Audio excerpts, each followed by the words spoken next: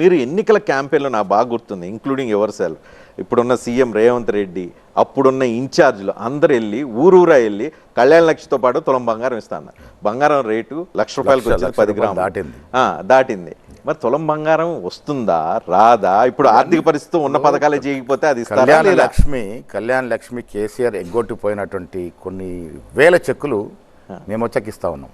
ఇప్పుడు మేము పంచుతున్న చెక్కులు కూడా ఈ చెక్కులు చూసి తృప్తి పడమంటారు, బంగారం గురించి మర్చిపోమంటారు. డబ్బు ఇస్తున్నాం. ఇప్పుడు ఏదున్నా ఇంకా 3 ఏళ్ళు ఉంది. నేనేం చెప్పదలుచుకున్న ప్రజలకి మీ ద్వారా అంటే, ఏది కూడా కేసీఆర్ లాగా వాగ్దానం చేసి ఇట్లా ఖర్చులాగా వదిలేసే రకం కాదు. ప్రతిదీ కూడా ఇంత నిర్బంధం ఉన్న వాడ వాస్తవం ప్రజలు కూడా తెలుసుకుంటా ఉన్నారు. ప్రతిదీ కూడా ఇచ్చే ప్రయత్నం చేస్తాం. ఈ 3 ఏళ్ళలోపు మేము ఏదైతే ఇస్తానని ఎన్నికల ముందు ప్రామిస్ చేస్తామో అవన్నీ కూడా పూరిస్తాం.